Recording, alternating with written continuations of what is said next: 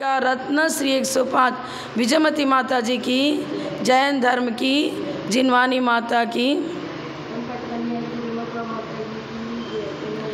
गुणानां विस्तरं वक्षे स्वभावानां तथैव च पर्यायाणां विशेषेण नत्वा वीरं जिनेश्वरम्। सूत्र नंबर 28 स्वभाव चल रहा था ना, 27 के बाद 28 स्वभाव कथ्यन्ते। ये अगर संस्कृत देखना है तो पेज नंबर 8 निकालिए, पेज नंबर 8। इसमें एक एक शब्द की व्याख्या अच्छी करी है। सूत्र नंबर 28 में या 27 देख लीजिए, स्वभाव कथ्यन्ते आया ना। हाँ, स्वभाव कथ्यन्ते अस्ति स्वभाव नास्ति स्वभाव नित्य स्वभाव नित्य स्वभाव। इसका हम संस्कृत डिटेल पढ़ेंगे। स्वभाव, स्वभाव किसे कहते हैं? स्व माने स्वकीय। अब प्रत्येक द्रव्य अपने अपने गुण धर्म को लिए हुए हैं, तो जिसका जो गुण धर्म है उसी को यहाँ स्व शब्द से लिया गया है। स्वरूप, अपना अपना स्वरूप। अब भाव किसे कहते हैं? भवनशीलता। वो भी क्या लिख रहे हैं? तत्काल पर्यायाक्रांतम वस्तु भावो विधीयते। जैसे कि भाव निक्षेप में क्या बताते हैं? जो हमें वर्तमान में पर्याय प्राप्त है, जैसे वर्तमान में मनुष्य पर्याय प्राप्त है, तो भाव निक्षेप से अभी हम मनुष्य हैं। अब जो जिस पर्याय रूप परिणत है ये पुद्गल द्रव्य है, लेकिन वर्तमान में इसकी पर्याय टेबल है, तो वर्तमान में जो पर्याय मौजूद है उसका उसी रूप में कथन करना, ये भाव निक्षेप हो गया। हाँ, तत्काल, तत्काल पर्याक्रांतम। तत्काल माने जिस समय, जो विवक्षित समय है, जिसकी विवक्षा दी जा रही है, उस समय वो जिस पर्याय से आक्रांत है, उस पर्याय से आक्रांत वस्तु ही भाव के रूप में यहाँ कही गई है। भवनशीलता, भाई जिस समय हमारा जैसा परिणाम बन रहा है उसी परिणति को भाव कहा। तो इस समय मेरी व्यंजन पर्याय मनुष्य पर्याय रूप है, और मान लो जैसे कि कोई व्यक्ति क्रोध रूप परिणमन कर रहा है तो उस समय उसको क्रोधी कहेंगे। मान रूप परिणमन कर रहा है तो मान ही हो गया। तो भाव माने परिणमनशीलता। हाँ, वो वर्तमान काल, इवन तत्काल लिखा है, तत्काल माने वर्तमान ही लेना पड़ेगा। जिस समय जो वस्तु जिस पर्याय रूप परिणमन करती हो, जिस पर्याय से आक्रांत हो, आक्रांत माने सहित, वस्तु जिस समय जिस पर्याय से आक्रांत हो उस समय उसको उसी रूप पर्याय, उस पर्याय से परिणत को ही भाव कहते हैं। उस पर्याय से परिणत वस्तु ही भाव कही जाती है। अब प्रश्न कर दिया कि आपने गुणों की चर्चा तो पहले कर ही दी, अब स्वभाव कहो चाहे गुण कहो एक ही बात है ना। जैसे जीव का स्वभाव क्या है? चैतन्य, और गुण भी उसके वही कहते हैं, ज्ञाता दृष्टा स्वभावी। अब आपने अलग स्वभाव का प्रकरण क्यों लिया, उसको क्लियर कर रहे हैं। प्रश्नकर्ता क्या प्रश्न कर रहे हैं? भो गुणाधिकार स्तु प्रोक्तम। आपने गुण का अधिकार, गुणाधिकार पहले कह दिया, उसका प्रकरण समाप्त हो चुका। पुनः स्वभावाधिकार पृथक निरूप्यते। स्वभावाधिकार को पृथक कर रहे हो, तत्र को भेद? उन दोनों में क्या भेद है? गुण और स्वभाव में क्या भेद है? प्रश्न किया संस्कृत में, देख रहे हो ना। गुण और स्वभाव में क्या भेद है, ऐसा प्रश्न किया गया। तत्र उत्तरम, अब उसका उत्तर देते हैं। यो गुण, जो गुण है, स गुणनी एव प्राप्यते, वह गुणी में ही प्राप्त होता है। गुण गुणी में ही प्राप्त होता है। कैसे? गुण गुणो अभेदा, गुण और गुणी में प्रदेश भेद नहीं है। ज्ञान का प्रदेश भेद अलग हो, प्रदेश अलग हो, और जीव का अलग हो, ऐसा है क्या? अग्नि उष्ण स्वभावी है तो उष्णता अलग पड़ी हो और अग्नि अलग पड़ी हो, प्रदेश भेद ऐसा है क्या? नहीं। तो गुण और गुणी में अभेद होता है, इसलिए यहाँ बताया गया कि गुण गुणी में ही पाया जाता है। लेकिन स्वभाव स्वभाव गुण में ही पाया जाता है और गुणी में ही पाया जाता है। स्वभावो गुणे अपि गुणिनी अपि प्राप्यते। स्वभाव गुण में भी पाया जाता है और गुणी में ही पाया जाता है। कैसे? अब वस्तु अनेक धर्मात्मक है, पदार्थ अनेक धर्मात्मक है ना। हमारे अंदर ज्ञान, दर्शन, सुख, वीर्य, संरक्षण, सम्यक ज्ञान, सम्यक चारित्र, चैतन्य की 3 पर्याय हो गई। अभी क्या बताया था? जिस पर्याय से आक्रांत हो। अब जब मेरा परिणमन श्रद्धा रूप हो रहा है, किसी गुरु को देखा, उसके प्रति मेरी अकाट्य श्रद्धा हो रही है, तो मेरा चैतन्य श्रद्धा सम्यक रूप परिणमन कर रहा है, श्रद्धा रूप पर्याय बन रही है चैतन्य की। तो उस समय उस व्यक्ति को भी हम सम्यक दृष्टि कहेंगे। श्रद्धा है तो किस रूप है? आपका प्रथमोपसम सम्यक रूप परिणमन है कि छायक समझन रूप परिणमन है कि चौपसम समझन रूप परिणमन है? अब गुण की चर्चा हो गई ना। सम्यक दर्शन की कौन सी पर्याय बन रही है? क्या वो उपसम सम्यक दर्शन है? क्या वो चौपसम समझन है? क्या छायक समझन है? गुण की चर्चा। अभी गुणी की चर्चा नहीं है। गुणी की चर्चा ये करेंगे, वो सम्यक दृष्टि है। गुणी अनेक धर्मात्मक है। और क्या बताया? द्रव्यस्य निर्गुणा गुणा, एक गुण में दूसरा गुण नहीं पाया जाता। जिस समय हमारा सम्यक दर्शन की पर्याय की चर्चा चल रही है, उस समय ज्ञान की चर्चा विवक्षित नहीं है, चारित्र की चर्चा विवक्षित नहीं है। तो ये बता रहे हैं स्वभाव तो गुण में ही पाया जाता है और गुणी में ही पाया जाता है। गुण अपने रूप परिणमन करेगा, गुणी अपने रूप परिणमन करेगा। सम्यक दर्शन श्रद्धा रूप परिणमन करेगा, ज्ञान गुण जानने का काम करेगा, चारित्र गुण तद्रूप चर्या परिणति होगी। तो गुण अपने अपने रूप परिणमन करेगा और गुणी तो अनेक गुणों का पुंज है। उसमें जीव द्रव्य की चर्चा आ जाएगी। जीव किसे कहते हैं? जहाँ जहाँ रत्नत्रय वहाँ वहाँ जीव, जहाँ जहाँ चेतना चैतन्य गुण पाया जाए, जानने देखने की शक्ति इसमें पाया जाता है, उसे जीव कहते हैं। यह जीव की परिभाषा हो गई। अब गुणों की परिभाषा करेंगे तो अलग अलग करेंगे ना। सम्यक दर्शन किसे कहते हैं उसकी परिभाषा अलग हो जाएगी, सम्यक ज्ञान किसे कहते हैं उसकी परिभाषा अलग हो जाएगी। और प्रत्येक गुणों का अपना अपना परिणमन है। ज्ञान जानने का ही काम करेगा, सम्यक दर्शन श्रद्धा रूप परिणमन करेगा। प्रत्येक की अपनी अपनी अर्थ क्रिया है ना। गुणी की अर्थ क्रिया अपने रूप में है, प्रत्येक उस गुणी के अंदर पाए जाने वाले प्रत्येक गुण की अपनी अपनी अर्थ क्रिया है।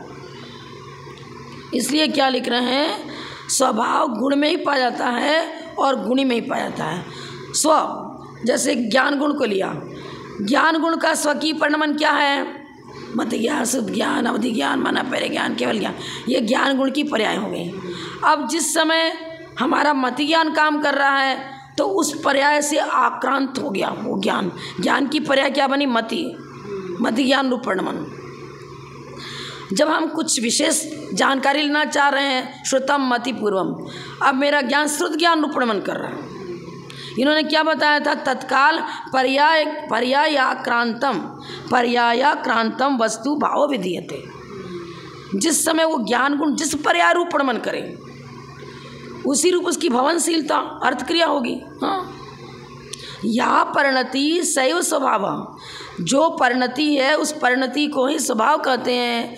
जब मेरा ज्ञान मति ज्ञान रूप परिणमन कर रहा है, उस समय उसे मति ज्ञान कह देते हैं। जब वो श्रुत ज्ञान रूप परिणमन करता है तो उसे श्रुत ज्ञान कहते हैं। इसी तरह अवधि ज्ञान, माना परे ज्ञान, ज्ञान ज्ञान ज्ञान ज्ञान एक ही है, लेकिन उसकी पर्याय तो अलग अलग हो रही ना। या परिणति सैव स्वभाव अयम विशेष, गुण और स्वभाव उन दोनों में अंतर है। क्या अंतर बताया? गुण तो गुणी में ही पाया जाता है, लेकिन स्वभाव गुण और गुणी दोनों में पाया जाता है, क्योंकि दोनों अपने अपने रूप में परिणमन करते हैं। उनकी अपनी अपनी अर्थ क्रिया जिस रूप में है उसी रूप में उनकी परिणति देखी जाती है। गुणी अनेक गुणों का पुंज है। गुण एक गुण दूसरे गुण परिणमन नहीं करता है। तो अब परिणति विशेष की जब चर्चा होगी तो उसमें हम स्वभाव शब्द लाएंगे। और जब परिणति की चर्चा नहीं कर रहे हैं, किस द्रव्य में कौन सा गुण पाया जाता है, ज्ञान दर्शन सुख वीर समय से सम्यक ज्ञान सम्यक चारित्र उत्तम क्षमा मार्दव आर्जव आदि पर्यायों की चर्चा कर रहे हैं ना, तो वो क्या हो गया? पर्यायाक्रांतम वस्तु भाव विधीयते, पर्याय से आक्रांत हो भाव कहलाता है।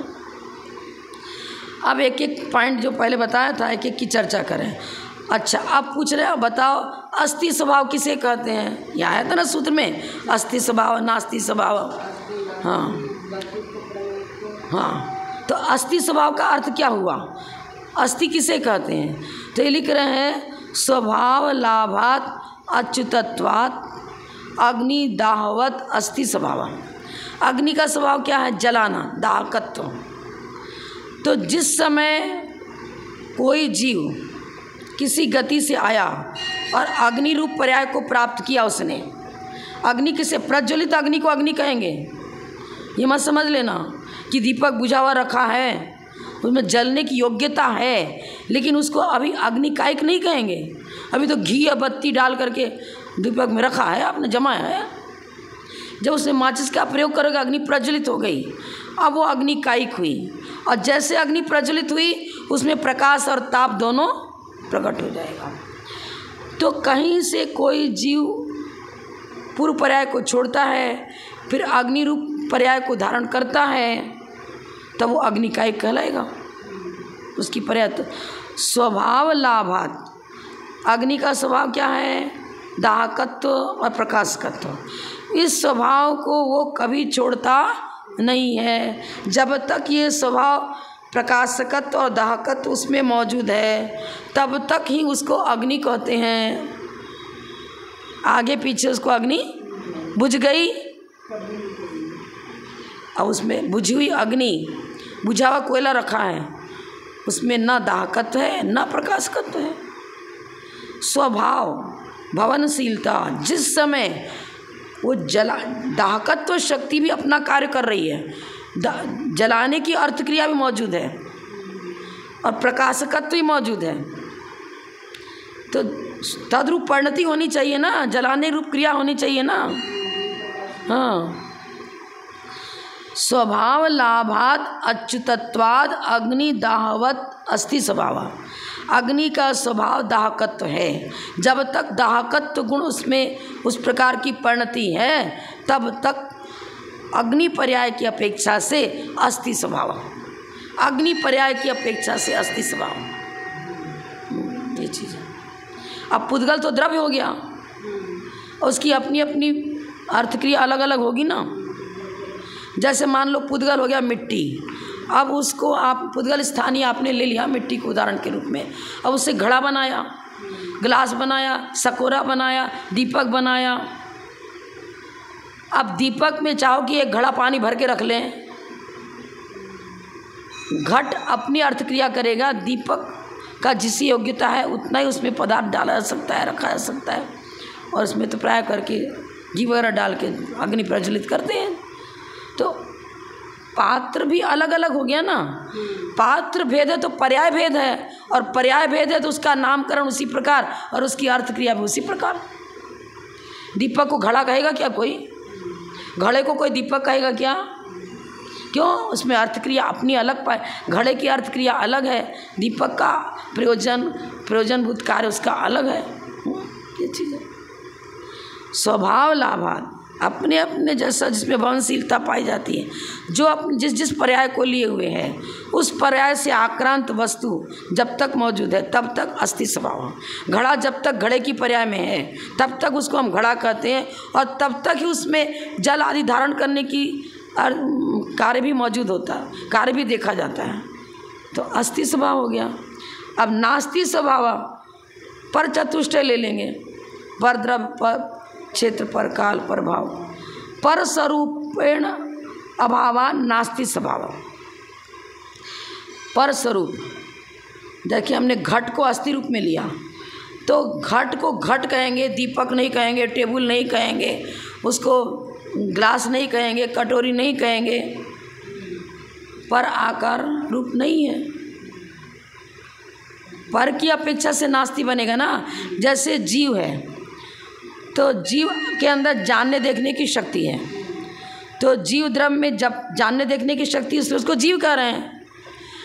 लेकिन पुद्गल द्रव्य है, धर्म द्रव्य है, अधर्म द्रव्य है, उसके गुण धर्म इसमें नहीं पाए जाते हैं।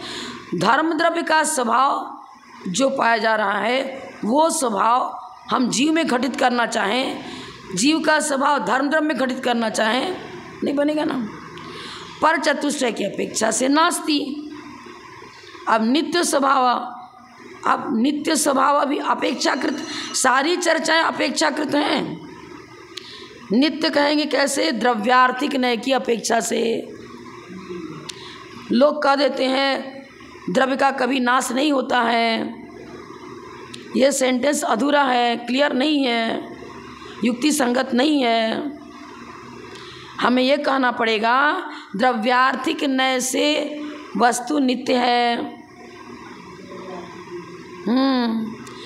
अगर ऐसा फिर उमा स्वामी का सूत्र फेल कर जाएगा क्या? उन्होंने तो गुण पर्यवद द्रव्यम कहा। गुण अन्वयिनो गुणा, गुण का कभी अभाव नहीं होता। तो इस अपेक्षा से द्रव्यार्थिक ने का विषय आ रहा है। पर उन्होंने द्रव्य की परिभाषा क्या बताई? गुण पर्यवद द्रव्यम। अकेला गुण नहीं बताया ना। हाँ, गुण में भी तो पर्याय बन रही हैं। ज्ञान गुण ले लिया तो उसमें भी तो पर्याय बन रही हैं। ज्ञान गुण भी कूटस्थ नित्य के रूप में एक जैसा नहीं रहता। तब तो हम पहले भी केवल ज्ञानी थे, अभी भी केवल ज्ञानी है और आगे भी केवल ज्ञान रहेंगे। जब तो ऐसा हो जाएगा यदि कूटस्थ नित्य स्वीकार कर लेंगे तो। ज्ञान में भी तो पर्याय बन रही है ना भाई। हम जिस समय आलापत्ति पढ़ रहे हैं, जैसे जैसे मेरा इसमें विषय केंद्रित हो रहा है तो मेरे ज्ञान की परिणति इस रूप है। अभी द्रव्य संगत तो नहीं पढ़ रहे। द्रव्य मतलब 6 द्रव्य, जीव, पुद्गल, धर्म, अधर्म, आकाश, काल। अब नए किसे कहेंगे? प्रमाण तो ये बताएगा कि वस्तु अनेक धर्मात्मक है। सामान्य विशेषात्मक वस्तु वो प्रमाण का विषय हो गया। अब नए कहेगा कि भाई हम सभी धर्मों को एक साथ कह नहीं सकते। अब वस्तु के अंदर नित्यत्व धर्म भी मौजूद है और अनित्यत्व भी मौजूद है। पर्यार्थिक नय से अनित्यत्व, द्रव्यार्थिक नय से नित्यत्व। दृष्टि हो गई ना। ये तो द्रव्यार्थिक नय एक दृष्टिकोण, सापेक्ष नय। वो क्या करेगा? द्रव्यार्थिक नय ये बताएगा कि द्रव्य का नाश नहीं होता है। द्रव्यार्थिक नय बताएगा। द्रव्यार्थिक नय से वस्तु नित्य है, पर वही वस्तु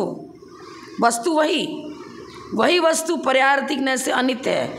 तो वस्तु का स्वभाव क्या होगा? नित्यानित्यात्मक। वस्तु नित्यानित्यात्मक दोनों स्वभाव को लिए हुए हैं। पर्यायों के बिना द्रव्य की चर्चा नहीं और गुण के बिना भी द्रव्य की चर्चा नहीं। गुण और पर्यायों का समूह द्रव्य है।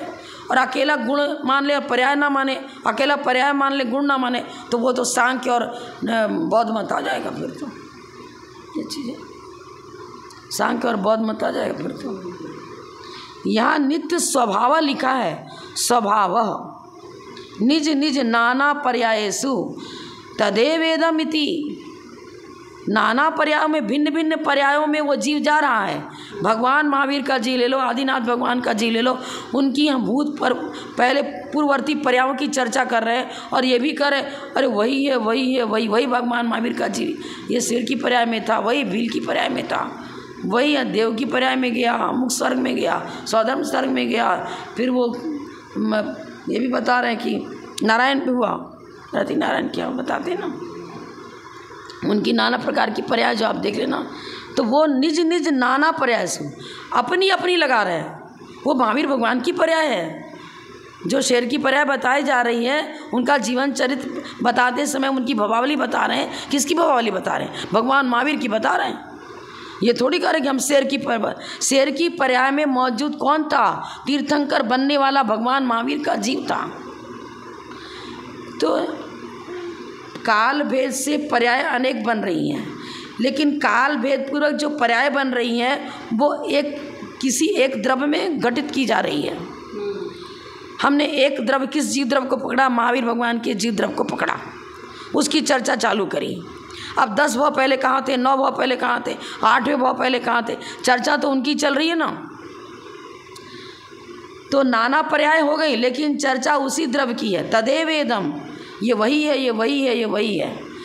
अपनी अपनी नाना पर्यायों में द्रव्य वही है, द्रव्य वही है, द्रव्य वही है, इस प्रकार की चर्चा की जा रही है। तो नित्य स्वभाव घटित होता है बाल्यावस्था में, युवावस्था में, वृद्धावस्था में। माँ अपने पुत्र को तीन अवस्था में मेरा वही तो पुत्र है, वही तो पुत्र है कह रहे हैं ना, अन्वय दिखा रहे हैं ना, अन्वय दिखा रहे हैं तो वो नित्यपना सिद्ध हो रहा है। लेकिन कूटस्थ नित्य रूप में अन्वय नहीं है। बालक अवस्था की फोटो अलग दिखा रही है, युवावस्था की फोटो अलग दिखा रही, वृद्धावस्था की अलग दिखा रही, पर्याय भी तो दिखा रही है साथ साथ में। तो फिर परिणमनशीलता भी तो बताना ही पड़ेगा ना। जब नित्य स्वभाव की चर्चा करेंगे तदे वेदम, ये वही है, ये वही है। नाना पर्यायों में, पर्याय विघट अलग अलग बन रही है, लेकिन उन सभी पर्यायों में ये वही है, ये वही है। सोने से घड़ी, सोने से अंगूठी बना ली, हार बना लिया, और भी नाना प्रकार के कोई आइटम बना लिए, लेकिन सब में करे अरे मैं सोने का एक बड़ा पीस लाया था, उसी सोने से तो ये सब बना है। उस माँ इसका मैंने बड़े पीस की अपेक्षा से। वैसे देखो तो जो अंगूठी में सोना लगा हुआ है वो चूड़ी में नहीं है, कड़ा में नहीं है, पार्ट्स बाई पार्ट्स हो गया ना, पीस कर दिया। लेकिन सुवर्णत्व तो सब में दिखाया जा रहा है ना भाई। उसी पीस से निकाला हुआ तो सोना है। जो बड़ा सा हमने चट्टा सोने का लिया, कोई ईंट के रूप में, बिस्किट के बोलते, आज बिस्किट बोलते हैं आजकल जो बोलते हैं, तो उसी में तो उसी से तो सब निकला। हाँ, अब वो तो पर्याय विघट रही है अलग अलग। मान लो आपने सोना कोई 5 तोला सोना लिया, पहले उससे कुछ दूसरा आइटम बना रखा था, उसी 5 तोले के सोने को गलवा दिया, फिर आपने नथ बनवा लिया या कुंडल बना लिया, फिर उसी को गलवाया, फिर और कोई बना लिया। अब वही वही चल रहा है कि नहीं? पूरा का पूरा 5 तोला उसमें लगा रहे हो आप, पूरा वही वही लगेगा ना, ऐसे लगा लो की बात। लेकिन अनित्यपना भी है। पहले तो हमने उससे अंगूठी बनाई थी, फिर बाद में हमने उससे कुछ दूसरा आइटम बना, नथ बनवा लिया, कुंडल बनवा लिया, पर्याय तो बदल रही है। नित्य स्वभाव में अन्वय दिखाएंगे, वही है वही है। नित्य स्वभाव में अन्वय दिखाएंगे क्या? अरे वही है वही है वही है। लेकिन भिन्न पर्यायों में भिन्नता होते हुए भी कह रहे हैं ये वही है वही है वही है। पर्यायों में भिन्नता होते हुए भी कह रहे हैं कि ये वही है वही है, नित्य स्वभाव। अनित्य स्वभाव में अब तस्यापि द्रव्य तो वही है, अनेक पर्याय परिणामित्वात् अनित्य स्वभाव। अरे बालक को बालक कहेंगे, युवा नहीं कहेंगे, युवा को युवा कहेंगे, बालक नहीं कहेंगे, लेकिन जीव तो वही है। अब यहाँ क्या कर दिया? पर्यायार्थिक न्याय के विषय को तो मुख्य बना लिया और द्रव्यार्थिक न्याय के विषय को गौण कर दिया। अब बाल्यावस्था में उसको बालक ही कर रहे हैं, जब युवक हो गया तब उसको युवा बता रहे हैं, और वही जब वृद्ध हो गया तो उसको वृद्ध कह रहे हैं। साड़ी लाए थे, जब लाए तो उसको अरे नई साड़ी लाओ, नई साड़ी लाओ। अब वही साड़ी कुछ काल के बाद पुरानी हो गई, अब उसी साड़ी को अब नई नहीं कहते, कह दिया तो पुरानी है क्यों? नाम क्यों बदल दिया? जीर्ण शीर्ण हो गई। हाँ, तो अनेक पर्यायों की अपेक्षा से पर्यायार्थिक न्याय के विषय को लेंगे तो उसमें पर्यायों में परिणमनशीलता दिखानी है। अब परिणमनशीलता को जब विवक्षित करेंगे, मुख्य बनाकर कथन करेंगे तो अनित्य स्वभाव। अनेक पर्यायों में परिणमनशीलता बताई जा रही है। देखो बच्चा तो वही है, लेकिन जब इतना छोटा था तभी ऐसा दिखता था, इस कक्षा में पढ़ता था, यहाँ खेलता था, यहाँ इसको भेजा था पढ़ने के लिए, वो चित्रण कर रहे हैं। अब तो डॉक्टर बन गया, उसकी डॉक्टरी हॉस्पिटल में है, अब उसकी वहाँ की चर्चा कर रहे हैं कि ये डॉक्टर आँख का स्पेशलिस्ट है, ऐसा ऑपरेशन इसने किया, सक्सेस हो गया, ऐसा किया वो काम, अब बता रहे हैं लोग। तो पर्यायों की अलग अलग चर्चा हो गई ना। अब डॉक्टर के रूप में उसकी पर्याय का विषय लेकर के चर्चा कर रहे हैं। अब बाल्यावस्था में यहाँ पहली कक्षा में पढ़ता था, थोड़ी बता रहे हैं, नहीं बता रहे, विवक्षा अलग अलग हो गई ना।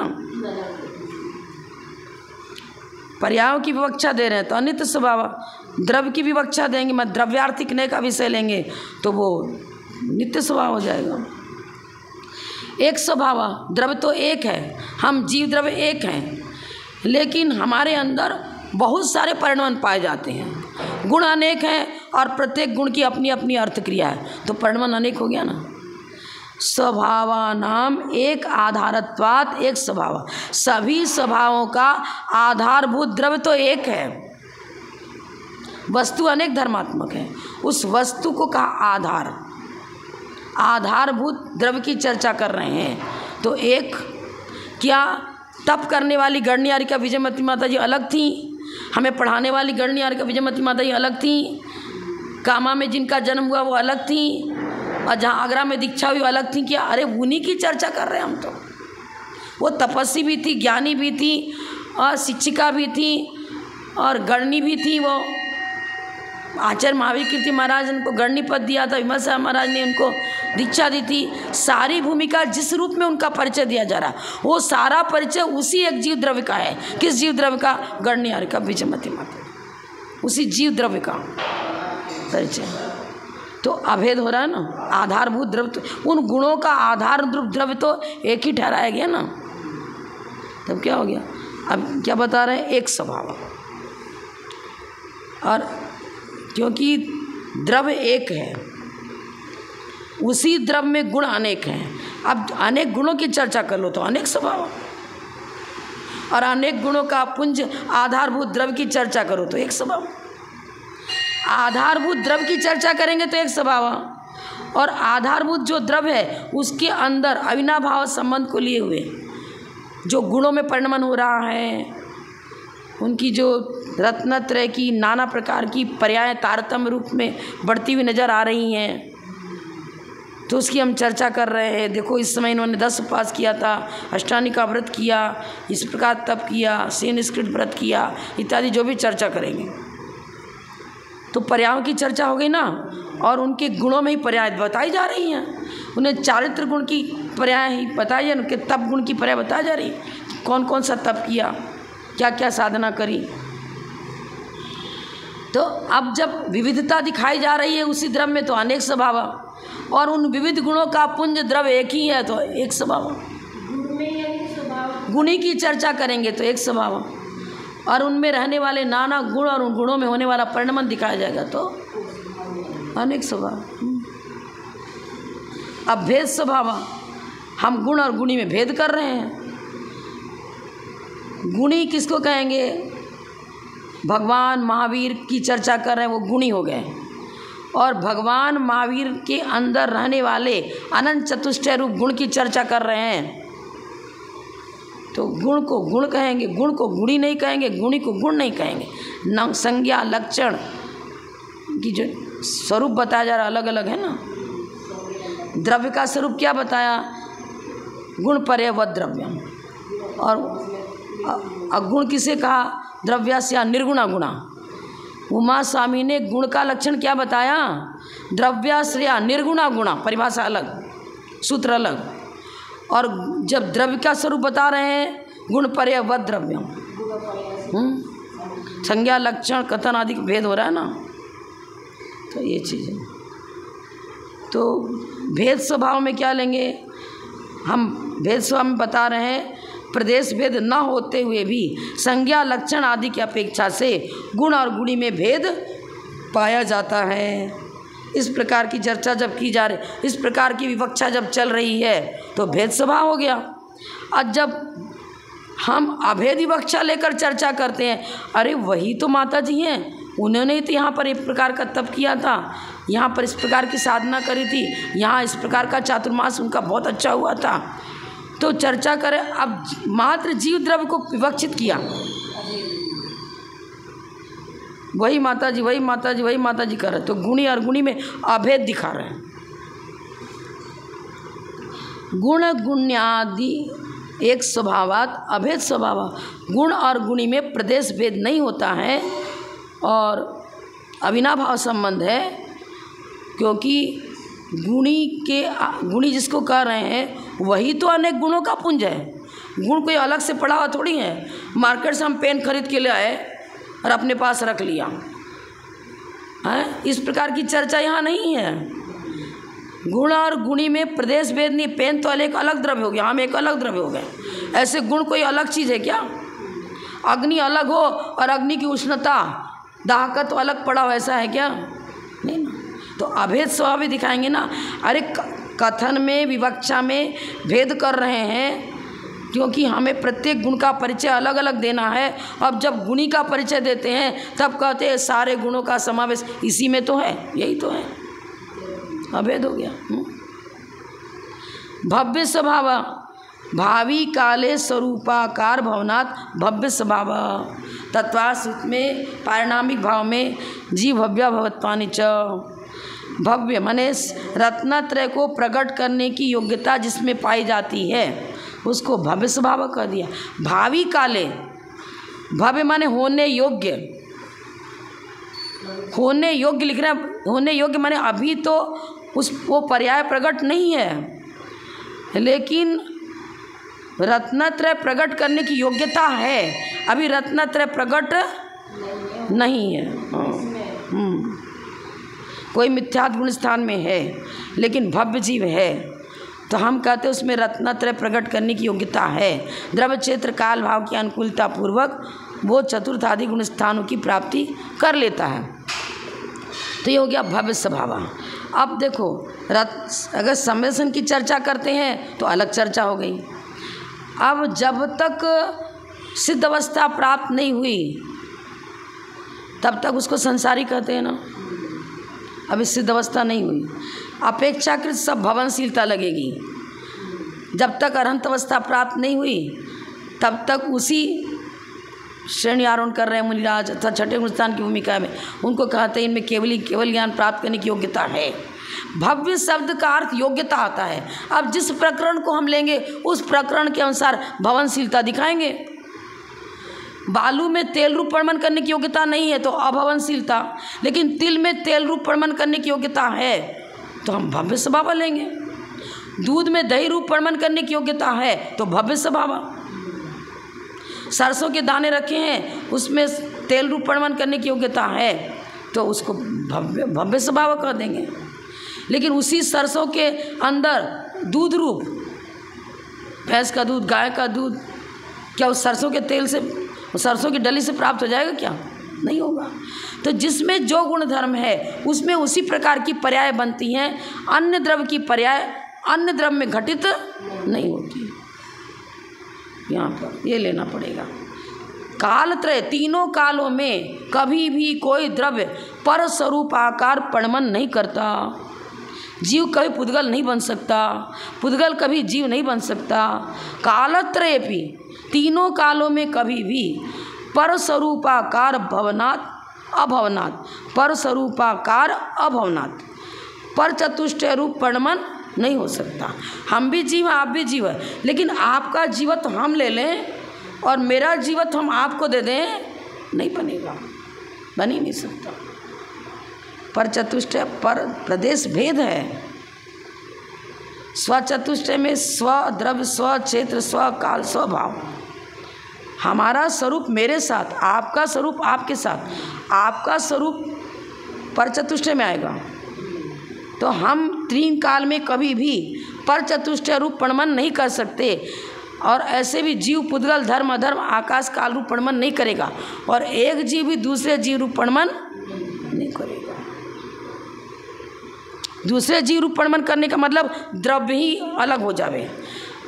हमारी पर्याय की अपेक्षा तो कह रहे हैं कि भैया ये पहले इस पर्याय में था, फिर इस पर्याय में गया, इस पर्याय में गया, लेकिन यहाँ जीव द्रव्य वही है। यहाँ क्या बताया जा रहा है? जीव ही बिल्कुल, हम अपना जीव आपको दे दें और आपका हम ले लें, ये बनेगा क्या? परिवर्तन बनेगा क्या? वही द्रव्य अपनी अपनी पर्याय, अपने कर्मानुसार, अपने पुण्य पाप के अनुसार, अपनी योग्यता अनुसार परिणमन कर रहा है। तिल के बहुत सारे दाने रखे हैं, इस दाने के अंदर जो तिल है वो दूसरा दाना बाजू रखा है, वो उस तिल का अंदर रहने वाला तेल उसी के साथ है। इस तिल के अंदर रहने वाले दाने के अंदर रहने वाला तेल इसी के साथ है। समझ में आया ना? दोनों को कहते रहे तिल ही, लेकिन जब इस तिल को निचोड़ रहे हो तो वो तिल दूसरा वाला निचोड़ के आपके पास नहीं आ गया, उसको अलग से निचोड़ना पड़ेगा कुछ ना कुचलना पड़ेगा, तब उस पर से तेल निकलेगा। और ठीक घानी में सब तेल एक साथ फैल रहे तो सब दाने कुचल रहे, लेकिन वो अपना अपना, हाँ, प्रत्येक दाने का अपना अपना तेल जो था वो सब मिल करके आपकी घानी में आ रहा है। ऐसा नहीं, सामान्य वस्तु सामान्य विशेषात्मक है, और प्रत्येक तिल के दाने में सामान्य धर्म भी है और विशेष धर्म भी है। प्रत्येक तिल के दाने को अलग अलग द्रव्य स्थान ही ले लो, और एक द्रव्य दूसरे द्रव्य पणवनी का तो अभवनशीलता हो गया। अच्छा, अब यही यहाँ पर और अन्य ग्रंथों की अपेक्षा बता दिया। अब बता रहे चेतन स्वभाव, चेतन स्वभाव असद्भुत व्यवहारेण कर्म नो कर्मणोरपि चेतन स्वभाव। अब देखो, चैतन जीव का ही परिणमन है। चेतन स्वभाव और अचेतन स्वभाव जीव में दोनों घटित कर रहे हैं। आपने शुरू में पढ़ा था ना, सामान्य धर्म में चैतन्यत्व को भी लिया है और अचेतनत्व को लिया। हम जीव द्रव्य हैं, हमारे अंदर ज्ञान गुण पाया जाता है। उपयोगो जीव लक्षणम, ज्ञान दर्शनोपयोग की अपेक्षा से हम चैतन्य स्वभावी हैं, लेकिन अस्तित्व वस्तुत्व प्रमेयत्व अगुण लघुत्व आदि अनेक सामान्य धर्म भी मेरे अंदर पाए जाते हैं। उन अन्य धर्मों की अपेक्षा से वही जीव अचेतन स्वभाव, वही जीव अन्य गुण धर्मों की अपेक्षा से। उपयोगो जीव लक्षणम, इस ज्ञानोपयोग दर्शनोपयोग की अपेक्षा से जीव को चैतन्य स्वभाव कहा, लेकिन असद्भुत व्यवहार नय का विषय द्रव्य कर्म नो कर्म, इनकी अपेक्षा से अचेतन स्वभाव। कर्म, जीव क्रोधी है। अब द्रव्य कर्म की अपेक्षा कर्म, द्रव्य कर्म क्रोध कर्म का उदय आया, तब जीव क्रोध रूप पणमन किया। अब द्रव्य कर्म जो हमारे आत्मा के साथ एक क्षेत्रावगाह संबंध को लिए बैठे हुए हैं, है तो पौद्गलिक, फिर भी हम कह रहे हैं कि ये जीव तो क्रोधी है, ये जीव तो मानी है, मायावी है। अब द्रव्य कर्म नो कर्म का परस्पर आपेक्षिक संबंध है। द्रव्य कर्म के बिना हम किसी जीव को क्रोधी ठहरा ही नहीं सकते। अगर द्रव्य कर्म के सर्वथा अभाव में भी जीव को क्रोधी ठहरा जाए, तब तो सिद्ध भगवान भी क्रोधी ठहरा जाएंगे, अनंत भी क्रोधी ठहरा जाएंगे। घात्या कर्म का आत्यंतिक उच्छेद कर दिया, अब मोहिनी कर्म चुक चला गया। अनंत अवस्था में भी क्रोध मान माया लोभ रूप वैभाविक परिणमन नहीं होगा। द्रव्य कर्म नो कर्म भाव कर्म, इन तीनों का भी आपेक्षित कुछ संबंध है। द्रव्य कर्म का आत्यंतिक उच्छेद हो गया है तो कभी भी वो जीव वैभाविक परिणमन करेगा ही नहीं, है ही नहीं, सत्ता में ही नहीं है। सत्ता से ही निकाल दिया मोहिनी कर्म को, तो कहाँ से होगा वैभाविक परिणमन। तो ये क्या कर रहे हैं, जीव को असद्भुत व्यवहार नय से हम क्या कहते हैं, अचेतन। चेतन स्वभाव क्या बता रहे, असद्भुत व्यवहारेण कर्म नो कर्म, जीव 8 कर्म से सहित है, जीव 9 कर्म से सहित है। ये जीव को कह रहे हैं, किस अपेक्षा से कहेंगे, असद्भुत व्यवहार नय से, क्योंकि द्रव्य कर्म पौद्गलिक है, 9 कर्म ये शरीर ये भी पौद्गलिक है, और उसको जीव का विशेषण बना रहे हैं। तो किस अपेक्षा से सही बनेगा, असद्भुत व्यवहार नय से। असद्भुत व्यवहार नय मतलब ऐसे घी का घड़ा कह दिया, तो घड़े में घी रखा है इसलिए उसको घी का घड़ा कह देते हैं। हमने पुरुष वेद का बंद किया, आपने मतलब किसी ने पुरुष वेद का बंद किया और मनुष्य गति का बंद किया, मनुष्य आयु का बंद किया, अब उसको हम पुरुष वेदी मनुष्य कह रहे हैं। तो कौन अपेक्षा से कहेंगे, असद्भुत व्यवहार में से।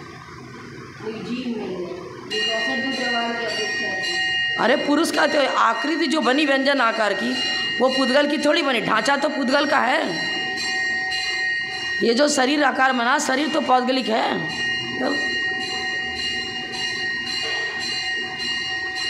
तो ये बता रहे हैं, असद्भुत व्यवहार नय से कर्म और नो कर्म को भी चेतन स्वभाव कह देते हैं। पर चेतन तो जीव है, और जीव के साथ कर्म नो कर्म का संश्लेष संबंध है ना।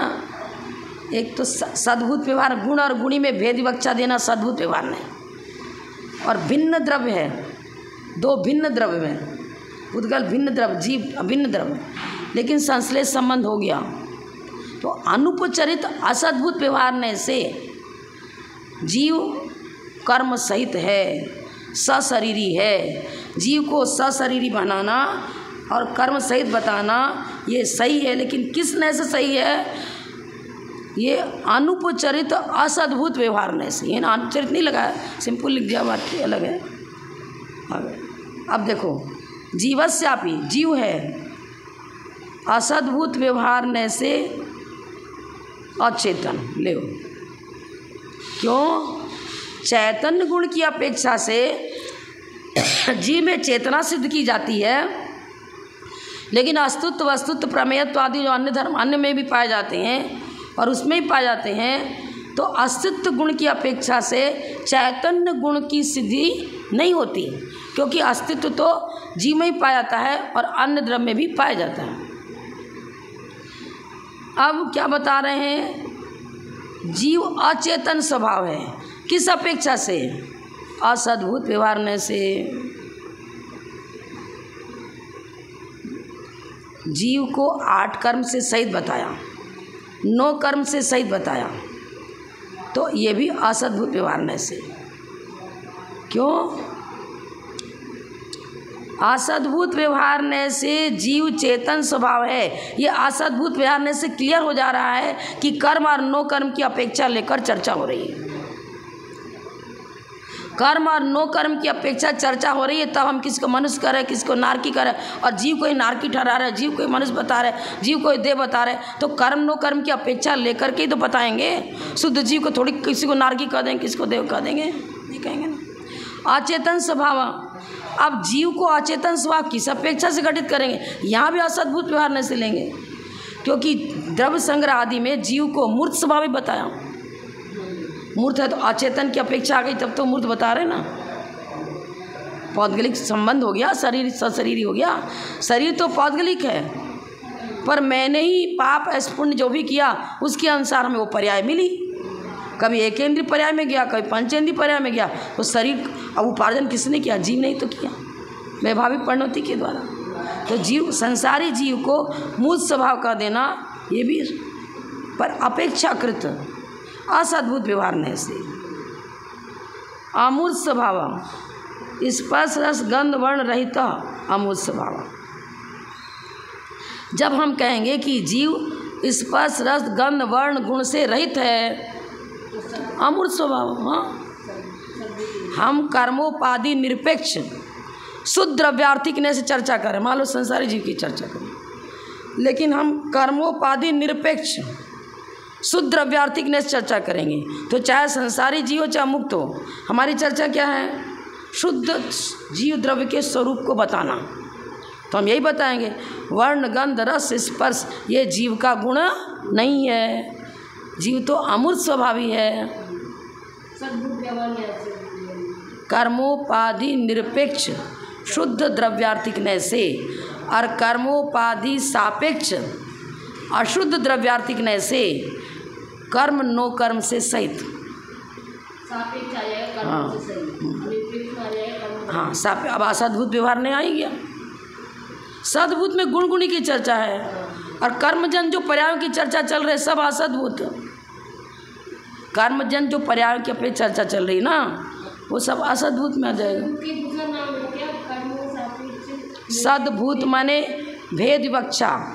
जीव में ज्ञान दर्शन सुख वीर आदि गुण हैं, प्रदेश भेद नहीं है ना, गुण और गुणी की चर्चा हो रही है, लेकिन भेद पूर्वक चर्चा कर रहे हैं ना। अभेद में भेद दिखा रहे हैं। हाँ, अभेद तो प्रमाण का विषय हो गया, अब नए तो एक एक को विवक्षित करेगा। हाँ, अब ये हो गया, द्रव्यार्थिक ने गुण और गुणी में भेद करेगा। अब पर्यार्थिक ने पर्यायों की चर्चा करेगा। अब पर्यायों में सद्भूत गुण और गुणी की चर्चा भी कर सकते हैं, असद्भूत की भी चर्चा कर सकते हैं। हमारे गुणों में पर्याय नहीं बन रही क्या? मति ज्ञान शुद्ध ज्ञान अवधि ज्ञान माना पर्याय ज्ञान केवल ज्ञान। मैं मति ज्ञान शुद्ध ज्ञान 2 ज्ञान की धारी हूँ, तो सद्भूत व्यवहार तो हुआ। अपनी ज्ञान गुण की तो पर्यायों की चर्चा कर रहे हैं। लेकिन जब हम चर्चा करेंगे मैं आरिका हूँ, मैं स्त्री प्रवेदी हूँ, अब ये चर्चा गुणगुणी की नहीं हुई, ये तो पौद्गलिक कर्मजन पर्याय हो गई। वो ज्ञान गुण की पर्याय हैं, लेकिन ज्ञान गुण की पर्याय दिखाई जा रही हैं। यहाँ ये शरीर मेरा गुण बन ही नहीं सकता किसी हालत में। प्रदेश भेद है, ये तो प्रदेश भेद है। ये पौद्गलिक द्रव्य हो गया, मैं जीव द्रव्य हूँ। मति ज्ञान का प्रदेश अलग हो और जीव का प्रदेश अलग हो, बनेगा क्या? तब फिर आगे जब अपन पढ़ेंगे ना नई कक्षा तो सब क्लियर हो जाएगा। अभी तो यहाँ शॉर्टकट बताया गया। एक प्रदेश स्वभाव। अब आत्मा जीव द्रव्य को असंख्यात प्रदेशी कहा, लेकिन अखंड है ना, बालू के कण की तरह हमारे प्रदेश बिखरे हुए हैं क्या? नहीं, तो एक प्रदेश स्वभाव। लेकिन जब चर्चा करते हैं, अरे एक प्रदेश स्वभाव सर्वथा नहीं है, अखंड अपेक्षा से एक प्रदेश स्वभाव, लेकिन लोकाकाश को पूरा घेर लेता है। यदि लोक पुनर्समुद्घात केवली करते हैं तो पूरे को घेरा तो उतने प्रदेश को घेरने की क्षमता है, और घेरा तो उस अपेक्षा से अनेक प्रदेश स्वभाव। जितने को घेरना, आकाश एक पुद्गल परमाणु जितने प्रदेश को घेरता है जगह उसको प्रदेश कहते हैं। अब लोकाकाश असंख्यात प्रदेशी है और पूरे को एक जीव द्रव्य में घेर लिया, तो उस अपेक्षा को लेकर चर्चा कर रहे हैं कि असंख्यात प्रदेशी है, फैलने की क्षमता उतनी है उसके अंदर। भेद अपेक्षा से असंख्यात प्रदेशी, अभेद अपेक्षा से एक प्रदेशी, अखंड अपेक्षा से।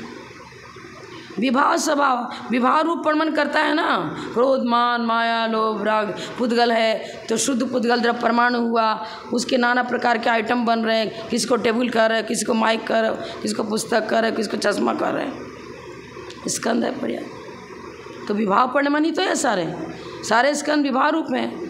अशुद्ध स्वभाव कहो चाहे विभाव कहो, एक ही बात हो गया। अब उपचरित स्वभाव, उपचरित किसको कहेंगे? हम उपचरित व्यवहार ने से आरिका हैं।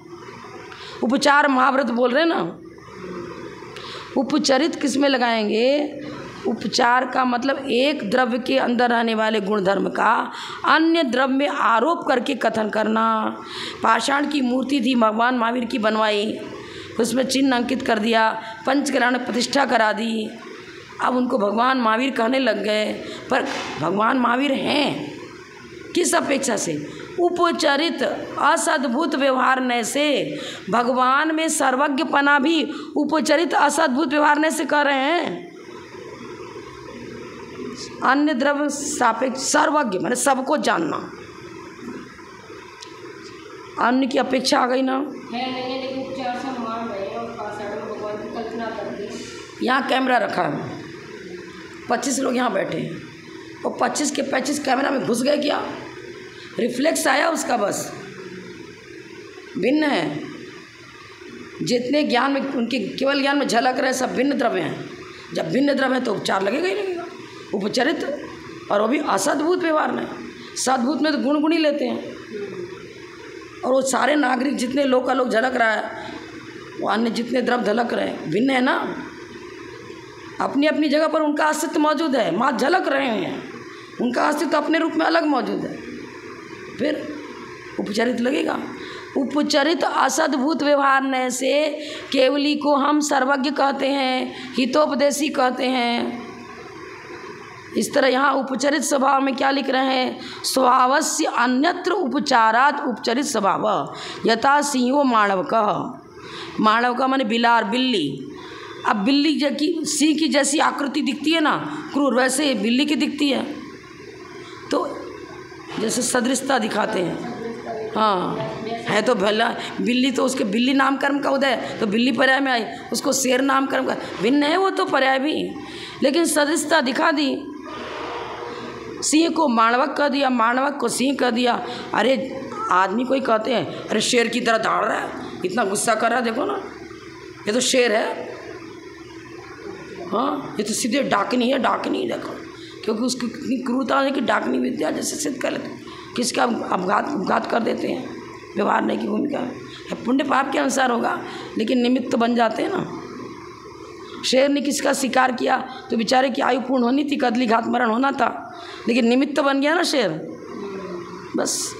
निमित्त नैमित्त की अपेक्षा जो उपचार से कथन होता है वो सब उपचार में ले लेंगे। शिक्षक ने हमें पढ़ाया तो हम उनका, गुरु ने हमें पढ़ाया तो हम उनको गुरु कहते हैं, उन पर उस प्रकार उनकी विनय करते हैं, श्रद्धा करते हैं। पर गुरु की आत्मा अलग, मेरी आत्मा अलग, पर संबंध जोड़े ना गुरु शिष्य का, तो उपचरित व्यवहार ने से संबंध जुड़ेगा।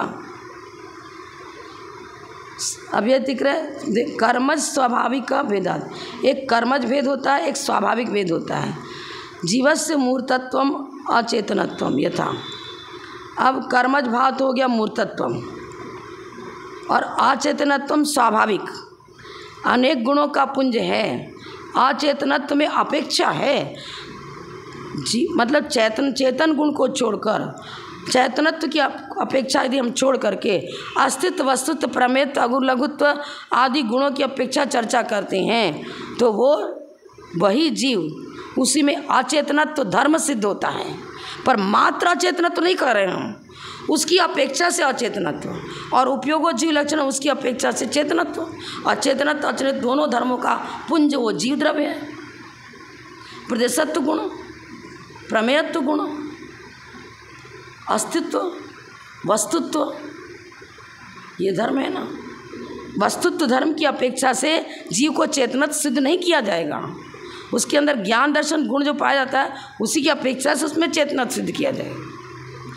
पिता को पुत्र की अपेक्षा ही पिता सिद्ध किया जाएगा, अन्य की अपेक्षा से उसको पिता सिद्ध नहीं किया जाएगा।